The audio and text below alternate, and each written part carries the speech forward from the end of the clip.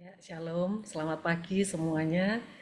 Bapak Ibu yang dikasihi Tuhan dan mengasihi Tuhan. Ya, bersyukur pagi ini kita dapat mengikuti persekutuan doa pagi. Untuk memulainya, mari kita nyanyikan pujian dari PPR 1 nomor 122, Puji Yesus.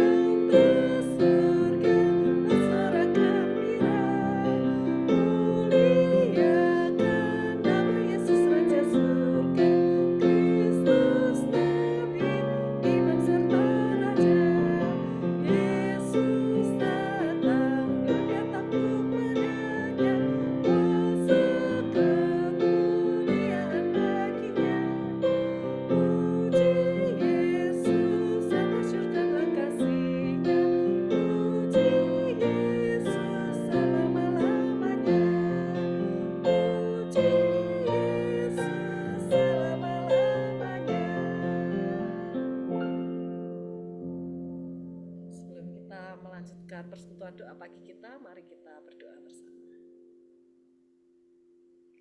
Benar ya Tuhan, terpujilah namamu, Allah yang maha kasih, Allah yang maha kuasa, Allah yang maha mulia ya. Kiranya hidup kami benar dapat memasyurkan namamu dengan mengasihi Engkau, mengasihi sesama kami seperti diri kami dengan lebih sungguh ya Tuhan. Pagi ini kami sungguh bersyukur karena pimpinan dan penyertaan-Mu kami dapat bersekutu bersama di doa pagi ini. Kiranya Engkau yang memberkati dengan mata, telinga, dan mulut kami dapat terbuka.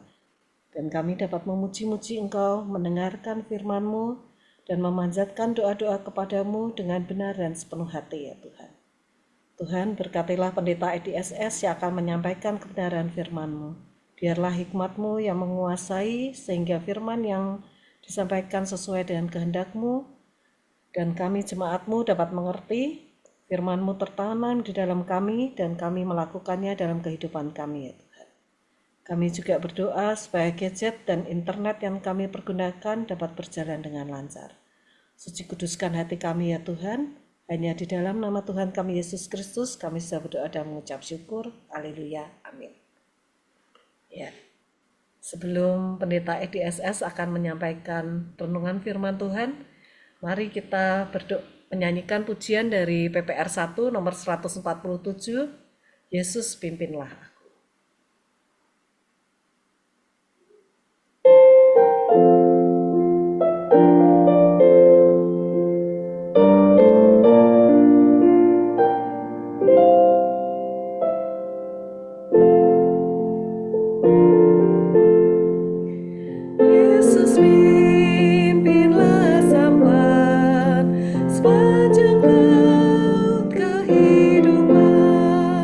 Keras ombak menempuh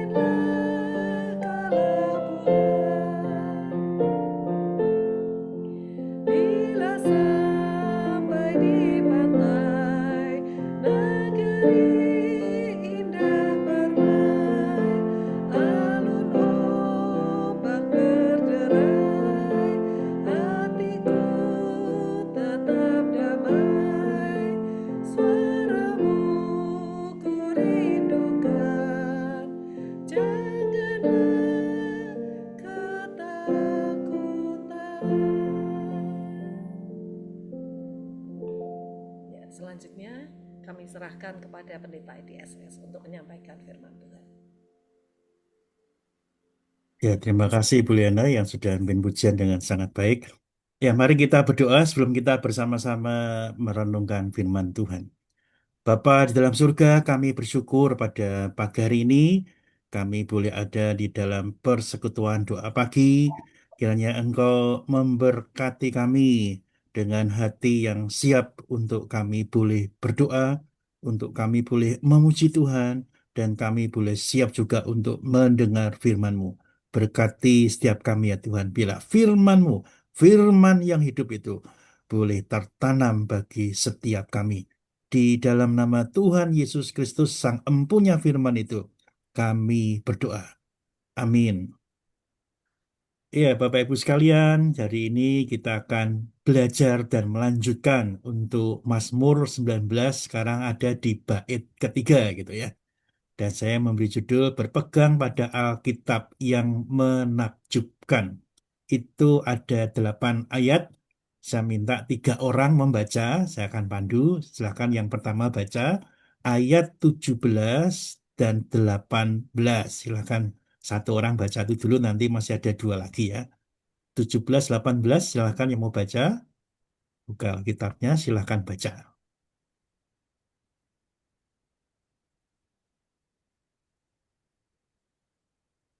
Saya mau baca Mazmur 19 ayat 17 dan 18.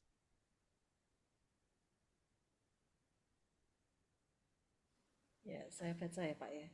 Silakan Bu. Mazmur 119 ayat 17 dan 18. Lakukanlah kebajikan kepada hambamu ini supaya aku hidup dan aku hendak berpegang pada firmanmu. Singkapkanlah mataku supaya aku memandang keajaiban-keajaiban dari Tauratmu. Iya, terima kasih. Kemudian yang kedua, orang kedua, ayat 19 dan 20. Saya baca, Pak. Silakan Pak Aku, Teo. aku ini orang asing di dunia, janganlah sembunyikan perintah-perintahmu terhadap aku. Hancur jiwaku karena rindu pada hukum-hukummu setiap waktu. Terima kasih Pak Teo. Ayat 21 sampai 24. Silakan orang yang berikutnya. Saya baca ya, Silakan Bu Linda ya. ayat 22 ya. 21 sampai 24, Bu. Ya, 21 sampai 24. 21, engkau menghardik orang congkak, orang terkutuk yang menyimpang dari perintah-perintahmu. Singkirkanlah celah dan penghinaan dariku, sebab aku memegang peringatan-peringatanmu. Sekalipun pemuka-pemuka duduk bersepakat melawan aku, hambamu tetap merenungkan ketetapan-ketetapanmu. Ya, peringatan-peringatanmu menjadi kegemaranku, menjadi penasehat-penasehatku. Terima kasih. Terima kasih Bu Linda. Ya, Bapak Ibu, saudara-saudara dikasih Tuhan. Ketika saya kecil dan sekarang mungkin juga ada sebagian film gitu, film Cina gitu ya. Biasanya film Cina gitu, terus ada hantu yang lompat-lompat jalannya seperti gini ya tangannya gitu, jalan-jalan lompat gitu ya. Nah, saya coba cari namanya, sepertinya namanya Jiangxi, tapi apakah hafal saya benar atau tidak, tulisannya Jiangxi. Jadi itu hantu yang lompat-lompat gitu ya, dan dia bisa menghisap darah gitu. Nah, Bapak Ibu sekalian, yang unik dalam penggambaran daripada setan itu adalah ketika orang bertemu itu, kemudian ada orang yang ngambil apa namanya kertas itu tempel di dahinya, berhenti itu setannya gitu ya. Nah, itu Jiangxi katanya gitu ya. Kemudian yang lain kalau kita lihat di setan yang di dunia yang di barat, kalau tadi di timur, itu model Dracula sama-sama menghisap darah. Nah, kalau Dracula itu kalahnya satu sama salib, jadi orang megang salib itu dia takut gitu ya. Nah, Bapak Ibu sekalian, sadari nggak sadari, apa yang saya lihat dan mungkin Bapak Ibu juga mengerti bagian itu, kita senang kalau memiliki sesuatu yang luar biasa ketika ada permasalahan cepat diselesaikan. Jadi, oh ada Jiangxi nih, ambil itu kertas yang orat-orat, tempel di dahinya, menang nggak kan, diem.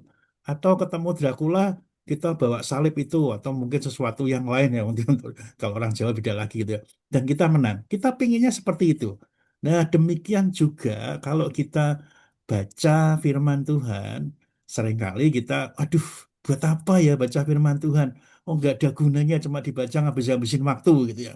Kita pinginnya firman Tuhan tuh ketika baca, wah kita bawa kemana-mana, jadi luar biasa. Jadi kita menang. Kalau kita bawa Alkitab, wah langsung menang gitu ya. Kita kalahkan semuanya. Iblis bawa kita Alkitab, iblis takut. Kita pinginnya seperti itu. Kita bawa Alkitab, masalah kita beres. Tapi kan realitasnya tidak seperti itu. Bahkan kita bisa diketawain bahwa Alkitab, terus kita buat menang-menangan seperti itu, nggak bisa.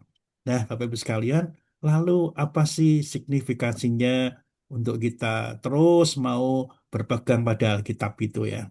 Nah, saya ingin ingatkan kita semua, saya ingin tunjukkan satu slide berikutnya itu. Ini adalah huruf yang ketiga. Ingat, huruf yang pertama adalah Alef, Gimel, kemudian yang ketiga adalah Dalet. Jadi kita bacanya kalau dalam bahasa Indonesia, huruf ketiga itu C. Bapak Ibu lihat sebelah kanan dimulai dengan Gimel, Gimel, Gimel semua itu. Hurufnya G semua gitu. Nah, berikutnya itu dalam bahasa Ibrani. Jadi saya tidak ngarang-ngarang, tapi lihat ada 8 ayat semuanya Gimel semua. Jadi ini akrostik yang disusun oleh penulis daripada Mazmur 19 ya.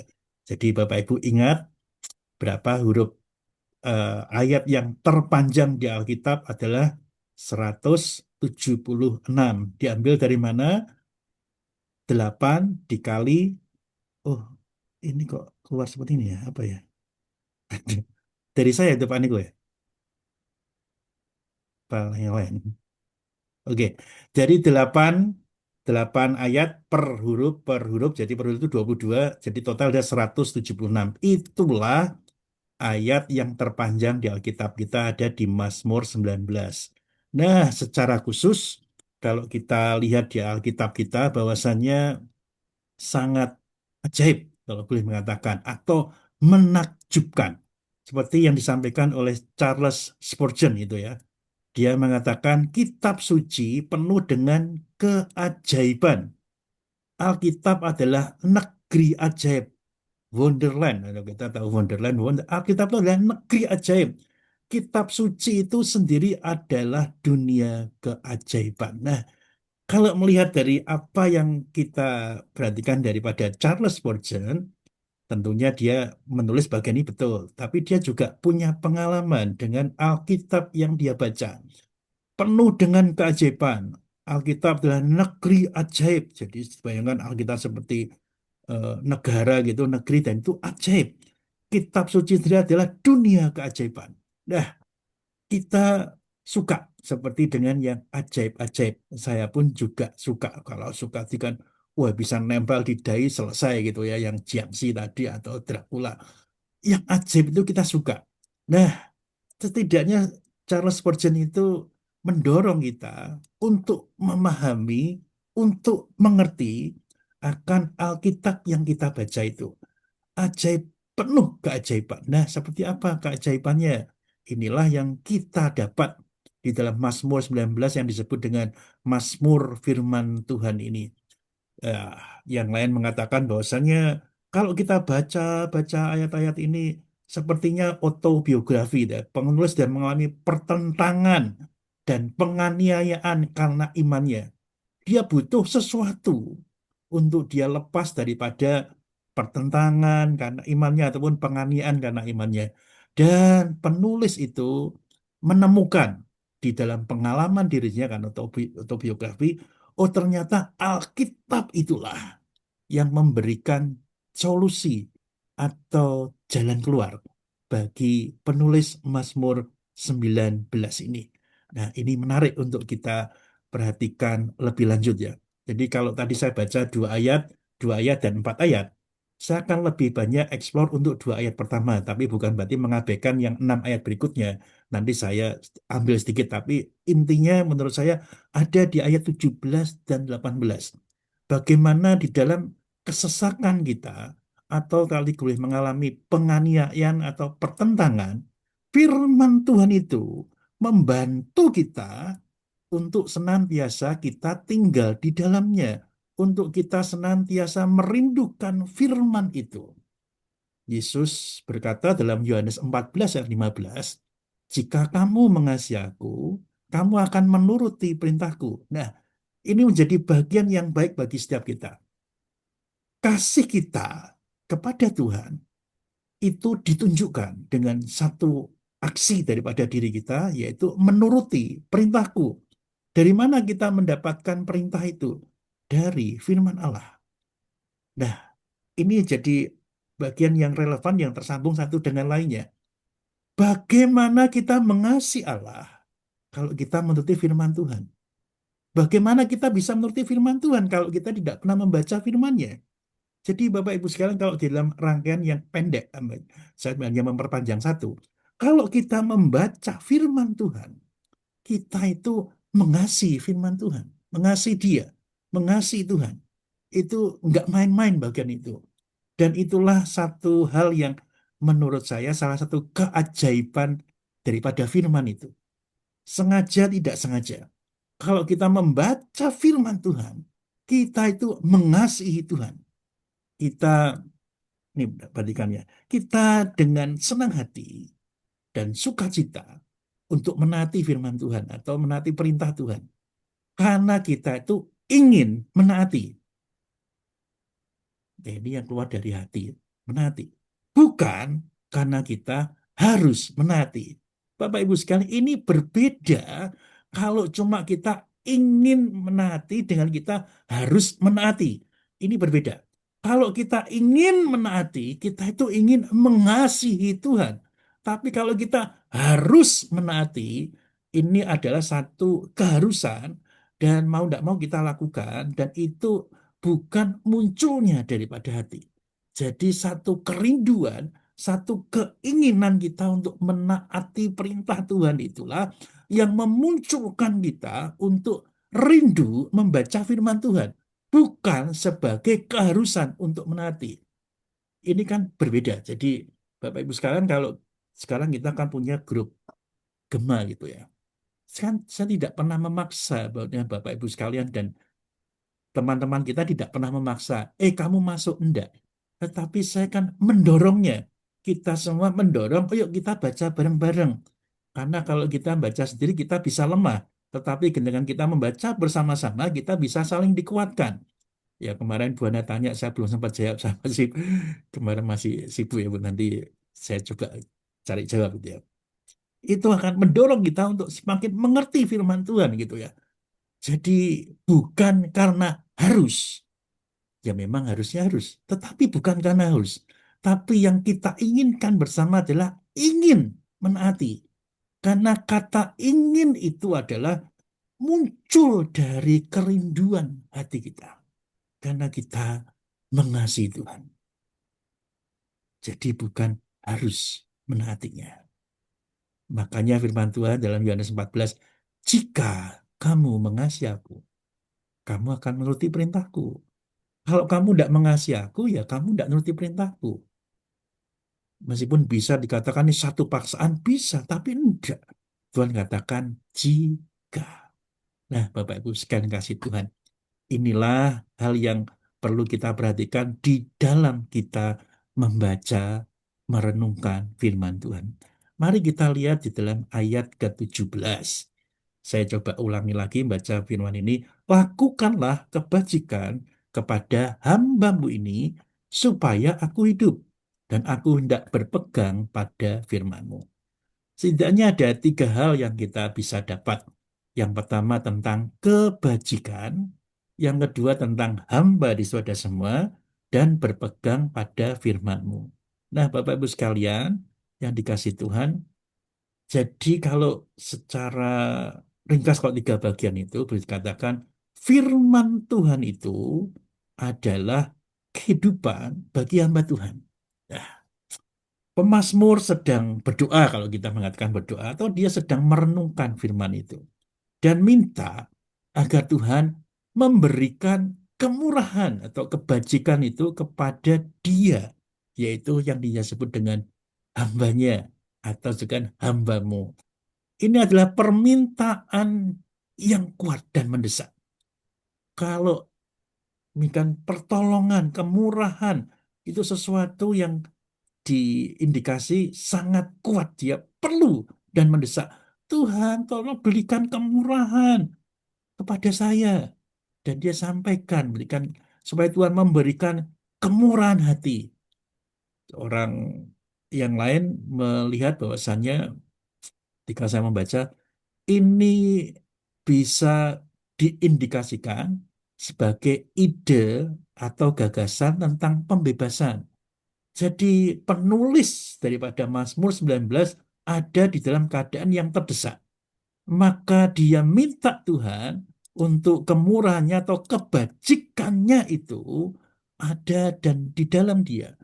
Maka saya tulis di bagian bawah itu secara bahasa yang lain. Tolonglah aku, selamatkanlah aku. Nah ini menarik sekalian. Tolonglah aku, selamatkanlah aku. Tetapi ini dikombinasi dengan berpegang pada firman-Mu. Minta tolong pada Tuhan, bahwa dia berpegang pada firman-Mu. Oke, nanti kita akan masuk ke sana, tapi coba kita perhatikan. Dia menjemput dirinya sebagai hamba. Kalau dikatakan hamba Tuhan lah gitu ya, hamba. Siap, tidak semua pengikut Tuhan disebut hamba Tuhan. Ini perlu kita ketahui. Tetapi kalau kita membaca di Alkitab, Abraham disebut hamba Tuhan. Nanti bisa lihat Kejadian 26 ayat 24. Musa juga disebut hamba Tuhan. Baik Keluaran 14:31, Ulangan 34 ayat 5, Yosua 1 ayat 2, ataupun juga Daud 2 Samuel 7, 5, dan 8. Juga dengan Yesaya 20 ayat 3. Disebut semua sebagai hamba Tuhan. Tetapi kalau kita melihat Yesus juga disebut hamba Tuhan. Bahkan saya boleh mengatakan hamba Tuhan yang sejati. Yesaya 5:3. Hamba Tuhan adalah status di mata Tuhan yang seharusnya kita semua itu merindukannya, kita menjadi hamba Tuhan. Jadi status.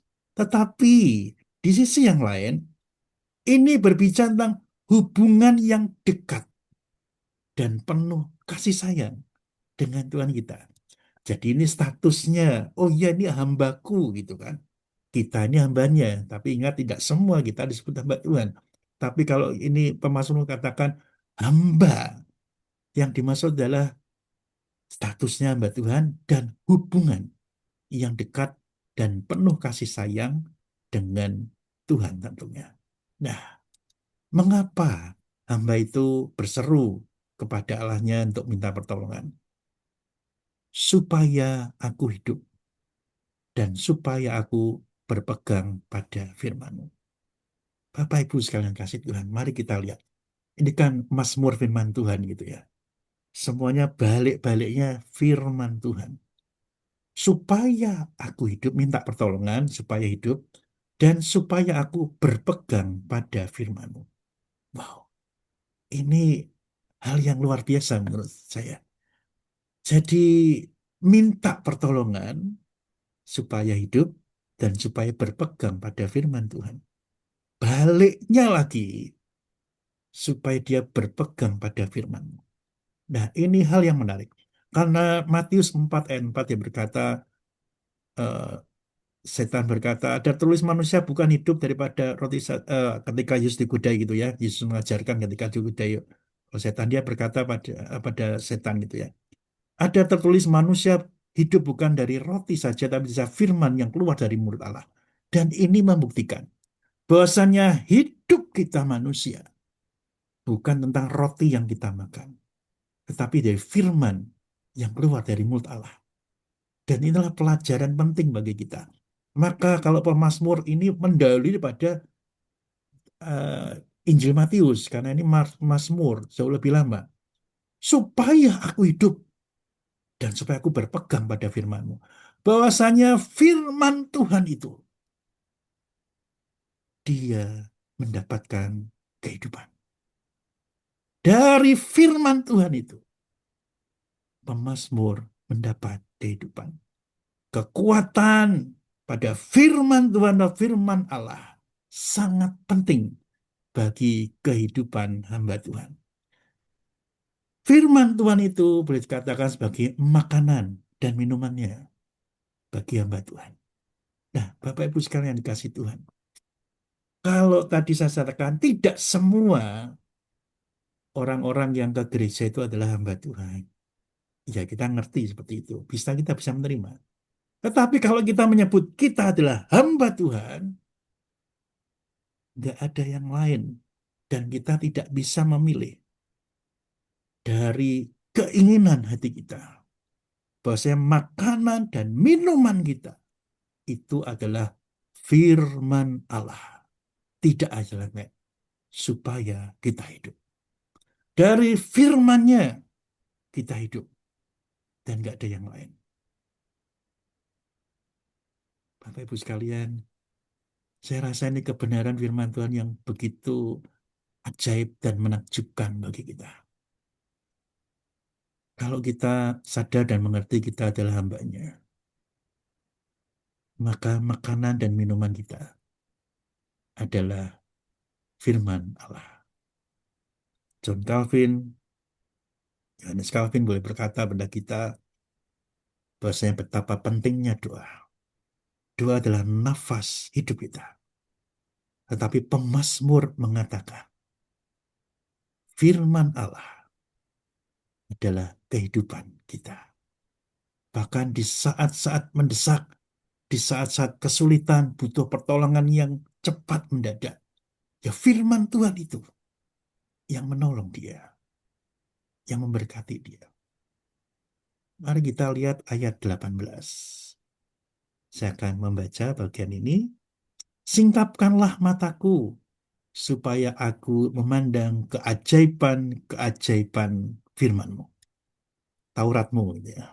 Nah, ada dua hal yang bisa kita dapat dari ayat itu. Singkapkanlah mataku. Yang kedua, memandang keajaiban-keajaiban Taurat-Mu. Bapak Ibu sekalian yang dikasihi Tuhan, kita sadar bahwasanya namanya ini firman Tuhan. Firman yang direnungkan, dibaca. Jadi mata itu begitu penting. Sekarang kita bisa mendengar audio, kita bacakan firman Allah, bisa. Jadi beberapa kali atau sering kali, kenapa kok nggak baca Alkitab? Aduh, sudah nggak kelihatan, sudah susah bacanya gitu ya. Jadi kalau baca firman Tuhan, nggak kelihatan karena kecil-kecil. Sekarang bisa pakai Alkitab, bisa pakai apa namanya, handphone bisa dibesarin gitu ya. Tapi kalau uang nggak perlu masih bisa lihat. Jadi kalau firman Tuhan katanya susah kecil-kecil. Ya oke lah, bisa benar, tetapi juga kurang kuat ya. Jadi bisa benar, tetapi kurang kuat alasannya.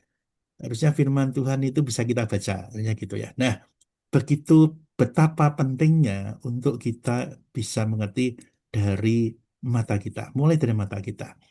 Hal-hal dari firman Tuhan itu dimulai daripada mata kita semua. Kita membutuhkan Tuhan untuk membuka mata kita, untuk merenungkan hal-hal yang menakjubkan ini. Duh, kok mata sih? Emang kita nggak bisa baca Alkitab tanpa pengertian daripada pertolongan pada Tuhan. Bisa kita membaca. Tetapi yang dimaksud ini bukan hanya membaca saja. Tapi bagaimana Tuhan itu menyingkapkan mata kita untuk mengerti firman Tuhan itu ajaib dan menakjubkan. Duh, kok bisa seperti itu? Oke, Bapak Ibu sekalian, ini adalah masa-masa di mana Yesus sedang menampakkan diri pada banyak orang. Gitu ya. Salah satu yang terkenal adalah ketika ada dua orang berjalan, salah satunya namanya Kleopas. Dan Yesus ikut nimbrung ngomong. Dua orang ini berjalan, dia sedih. Kenapa ya kok Yesus seperti ini? Kenapa kamu nggak tahu seperti ini peristiwa yang terjadi? Ini bla bla bla. Tetapi firman Tuhan berkata dalam Lukas 24 ayat 13 sampai 35 nanti bisa dibaca. Dalam ayat 16, tetapi ada sesuatu yang menghalangi mata mereka sehingga mereka tidak dapat mengenal dia.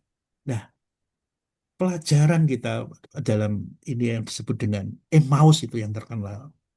Bahwasanya meskipun Tuhan bersama dan di dekat kita, kita tuh tidak mampu melihatnya karena ada yang menghalangi mata kita. Apa itu? Pikiran-pikiran kesedihan atau hambatan-hambatan lain yang membuat kita tertekan jiwa kita dan melihat Tuhan seperti nggak menolong. Nah, Pada yang terjadi, Tuhan itu di dekat kita. Dan kita tidak mampu untuk mengenal Dia. Ini pelajaran yang sangat istimewa bagi setiap kita. Bahwasanya setiap kita yang membaca firman Tuhan, kita belum tentu bisa melihat akan keajaiban daripada firman itu sendiri. Kita bahkan mungkin tidak mengenal Tuhan. Yang kita lihat adalah huruf-huruf yang mati yang kita baca. Tapi sungguhnya firman Tuhan adalah firman yang hidup. Huruf-huruf yang hidup. Yang membuat kita tahu ada Tuhan di dalamnya. Ada Tuhan yang menyertai kita ketika kita membaca dan merenungkan firman Tuhan itu. Ini menarik dalam Lukas 24 itu dan ayat 31 berkata, ketika Tuhan diajak, ayo ke rumah dulu, oke lah Tuhan mecahkan roti. Nah, ketika firman Tuhan berkata, ketika itu terbukalah mata mereka. Dan mereka pun mengenal Dia, tapi Tuhan lari, udah pergi gitu ya. Nah, Bapak Ibu sekalian, kapan mereka itu terbuka matanya? Ketika Yesus memecah-mecahkan roti. Wah, ternyata ini yang kita perbincangkan tadi.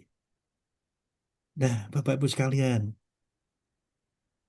kapan tahu itu ada mecah-mecahkan roti? Ada cerita gitu kan sebelumnya, mecah-mecahkan roti. Oh iya itu, kita juga sama. Ketika kita membaca, merenungkan firman Tuhan, tersimpan di dalam pikiran kita. Ketika ada satu peristiwa terjadi, kita ngerti, oh iya, ada tuh firman Tuhan berkata, oh iya ternyata seperti itu. Nah, Tuhan ada dan Tuhan hadir. Kalau kita dalam menjalani kehidupan, wah tidak mungkin ini terjadi. Tapi Tuhan berkata, seperti Maria berkata, tidak ada yang tidak mungkin. Semuanya mungkin bagi Tuhan. Dan itulah yang kita dapatkan, bukan kita ngarang-ngarang cerita, tapi karena firman Tuhan yang mengatakannya. Mata kita terbuka ketika kita melihat dengan lebih dalam. Jadi kata singkapkan mataku. Ini bisa menjadi doa yang baik bagi kita. Sebelum kita membaca firman Tuhan. Tuhan singkapkan mataku. Supaya aku tidak membaca huruf-huruf yang mati saja. Tapi aku mengerti adalah firman-Mu yang ajaib, yang menakjubkan. Kita butuh Allah, butuh Tuhan untuk menyingkarkan kebutaan kita, untuk menyingkarkan segala halangan terhadap penglihatan kita, untuk kita boleh mengerti akan keajaiban daripada Alkitab kita. Nah, Alkitab kita tadi dikatakan dalam ayat yang ke-18, memandang keajaiban-keajaiban-Mu dimulai dari kita menyingkapkan mata kita. Dan kemudian kita bisa mengerti hal-hal yang menakjubkan, hal-hal yang ajaib daripada firman Tuhan itu. Bapak Ibu sekalian yang dikasih Tuhan, kalau Bapak Ibu ingat dalam doa pagi Rabu yang lalu gitu ya, saya kan sempat berdoa untuk GKMI Fata gitu ya. Ya ini perlu diketahui juga bahwasannya per bulan Agustus saya tidak melanjutkan pelayanan di GKMI Fata. Karena dalam rapat tim misi, ya saya diperlukan untuk pelayanan yang lain. Kita perlu konsentrasi di Batu Petumpang, dan itu butuh konsentrasi, dan tidak mungkin saya perlu membelah diri kan tidak bisa. Jadi harus ada satu yang harus dikorbankan untuk ikan yang lain. Dan GKM Fata salah satu kerinduan saya adalah boleh mendapatkan hamba Tuhan. Sampai minggu yang lalu, nggak dapat. Dan mereka mintanya itu di STT tertentu gitu ya. Jadi dulu sudah cari-cari, Pak maunya yang ini aja gitu ya. Ya dari mana, oke lah, saya nggak sebutkan ini kan online coba gitu ya. Dan saya udah bukan hanya diem ya, udah cari itu ya. Dan saya stok mahasiswa yang di STT ada berapa, dan tahun ini nggak mungkin dapat, tahun depan pun juga ada kemungkinan nggak dapat. Bukannya tahun ini, tapi tahun depan nggak mungkin dapat. Terus cari stok lagi yang sebagian yang lain yang MTH, yang S2 sudah kami hubungi semua dan ada yang cocok, tapi orangnya udah pelayanan di tempat lain. Hari Rabu saya berdoa, mustahil untuk dapat hamba Tuhan ini. Yaitu pikiran saya gitu ya. Tapi hari Kamis siang, saya ditelepon oleh seorang hamba Tuhan yang sedang studi S2, karena dia sudah dealing atau dia sudah bersepakat dengan sinode yang lain. Dia ada di satu tempat yang cukup jauh dari Jakarta, dari Malang gitu ya. Dan dia hubungi saya dan saya ngobrol dengan dia. Dulu memang ini salah satu yang disuka, diincar oleh GKMI Fata gitu ya. Dan dia hubungi saya dan singkat cerita ngobrol. Nah, dari perbincangan itu, saya mendapati bahwasannya Dani peluang hamba Tuhan itu dibawa ke GKMI Fata. Butuh waktu, iya. Dan mari berproses. Nah, Bapak Ibu sekalian, satu pelajaran yang baik bagi saya. Terkadang atau seringkali saya membatasi kemampuan Tuhan dengan pikiran saya sendiri. Rasanya kok nggak mungkin ya Agustus dapat hamba Tuhan. Ya sudah.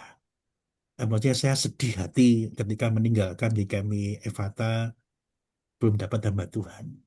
Kenapa saya menjadi di sana jadi gembala konsulan? Ya karena mereka nggak punya hamba Tuhan. Kalau ada hamba Tuhan saya kan nggak perlu masuk gitu kan. Makanya 1 tahun sedikit lebih sedikit sudah berlalu belum mendapat Tuhan, sedih saya gitu. Sudah 15 hamba Tuhan. 12 laki-laki, 3 perempuan sudah saya hubungi semua. Ada yang nggak cocok, ada yang nggak bisa. Nah, bukan bukan sia-sia pekerjaan itu, tapi sudah 15 hamba Tuhan. Dan bersyukur, ketika saya membatasi pikiran saya mendapati firman Tuhan itu ajaib adanya.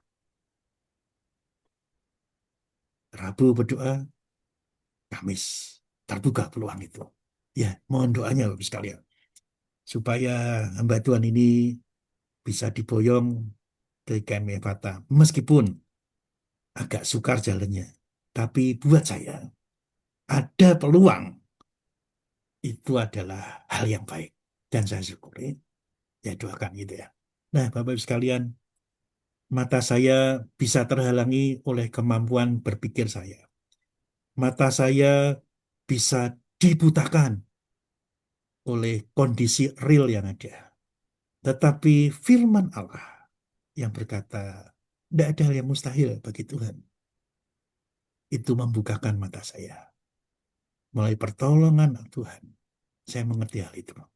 Maka John Piper, dia menulis seperti di slide kita itu tadi, jika Tuhan tidak membuka mata kita tidak akan melihat keajaiban firman Allah atau firman.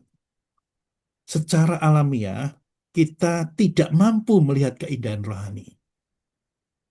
Ketika kita membaca Alkitab tanpa bantuan Tuhan, kemuliaan Tuhan dalam ajaran dan peristiwa Alkitab bagaikan matahari yang bersinar di wajah orang buta. Bukan berarti Anda tidak dapat menafsirkan makna permukaannya, tetapi Anda tidak dapat melihat keajaiban, keindahan, kemuliaannya, sehingga dapat memenangkan hati Anda. Kita harus berdoa kepada Tuhan untuk pencerahan supranatural ketika kita membaca Alkitab. Nah, Mazmur firman Allah yang kita baca di bait ketiga ini, Gimel tadi, mengingatkan kita semua, ayo kita berdoa dulu sebelum kita membaca firman Tuhan. Supaya mata kita disingkapkan, kita mengerti untuk kebenaran-kebenarannya, dan terlebih lagi bagi pemazmur atau penulis daripada Mazmur ini, ketika dalam keadaan terdesak, dia diingatkan, oi, ada aku dan aku besertamu. Tidak ada perkara yang mustahil. Teruslah berjalan di dalam jalanku. Seolah Tuhan berkata pada dia seperti itu. Dan itu adalah kebenaran. Karena Tuhan beserta dengan kita. Dia adalah Allah Immanuel. Dari mana kita mendapat ini? dari firman Tuhan. Bukan karangan seorang, bukan karangan saya. Tapi Tuhan berkata, Allah Immanuel yang menyertai kita. Tidak ada yang mustahil, bukan? Nah, Bapak Ibu sekalian kasih Tuhan. Oleh sebab itu, firman Tuhan pada pagi hari ini yang berkata, berpegang pada Alkitab yang menakjubkan. Itu juga boleh hidup bagi setiap kita. Nah, saya akan itu fokusnya kita. Ayat 19-20, aku ini orang asing di dunia, janganlah sembunyikan perintah-perintahmu terhadap aku. 20, hancur jiwaku karena rindu pada hukum-hukummu setiap waktu. Simpelnya seperti ini. Pemazmur menempatkan dirinya sebagai orang asing di dunia. Ya, seperti itu ya. Aku ini orang asing di dunia. Oleh sebab itu, karena Tuhan yang pemilik pada firman-Nya, jangan sembunyikan Tuhan. Firman-Mu. Hancur jiwaku karena rindu pada hukum-Mu setiap waktu. Jadi maksudnya ditempatkan, oh ya saya itu di dunia yang bukan tempatnya Tuhan. Dia maksudkan seperti itu. Firman Tuhan itu bersama dengan Tuhan. Oleh sebab itu kalau di dalam dunia yang asing, kalau kita tahu dunia yang asing bukan tempatnya, harusnya tempatnya di tempat Tuhan gitu ya. Maka kerinduan terhadap firman Tuhan itu penting bagi dia. Tuhan jangan tinggalkan aku. Jangan hilangkan firman-Mu di dalam hidupku. Jadi kerinduannya di tempat yang asing adalah membaca, merenungkan firman Tuhan. Kalau enggak baca firman Tuhan, kalau enggak merenungkan firman Tuhan, dia berkata, hancur jiwaku. Karena kangen, karena rindu pada firman Tuhan. Nah, ayat 21 sampai 24 itu adalah satu hal di mana tadi keadaan terdesak dan Tuhan itu menolong. Makanya dikata, engkau mengadik orang-orang yang kurang ajar. Terkutuklah orang-orang yang menyimpang dari perintah-perintahmu. Dan ada 12, gulingkanlah dari atasku cela dan penghinaan. Sebab aku memegang peringatan-peringatanmu. Ayat 23, sekalipun pemuka-pemuka duduk bersepakat melawan aku, hambamu ini merenungkan ketetapan-ketetapanmu. Ayat terakhir, ya, peringatan-peringatanmu menjadi kegemaranku, menjadi penasehat-penasehatku. Dia dalam keadaan terdesak dan ada orang-orang yang mendesak dia, ada orang-orang yang mengincar dia, ada orang yang memusuhi dia, ada orang-orang yang ingin melenyapkan dia. Tapi Tuhan menolong. Dan inilah keajaiban daripada firman Allah. Karena Tuhan itu sanggup menolong kita. Tapi ingat, kita adalah hambanya. Hamba di mana? Hamba yang rindu untuk merenungkan, membaca firman Tuhan, dan melakukan firman Tuhan. Sebab itu buat sekalian saya mendorong kita semua. Kalau kita hamba Tuhan, kita itu ingin untuk membaca, merenungkan firman Tuhan. Bukan harus. Kita itu ingin. Meskipun kata harus juga bagus. Tetapi lebih dalam pada ingin. Kita tuh ingin. Bukan dipaksa. Kalau harus kan dipaksa. Dan keinginan itu tidak berhenti pada satu waktu saja. Karena Tuhan di dalam firman-Nya itu sungguh ajaib. Karena Dia beserta dengan kita.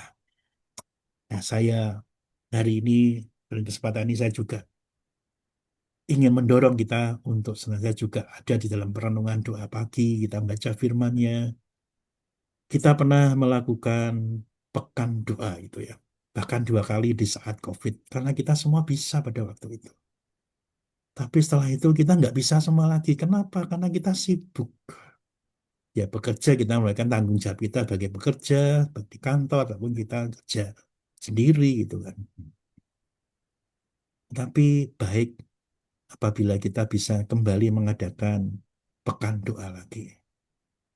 Kita bisa melihat kondisi Indonesia yang sedang tidak baik-baik saja.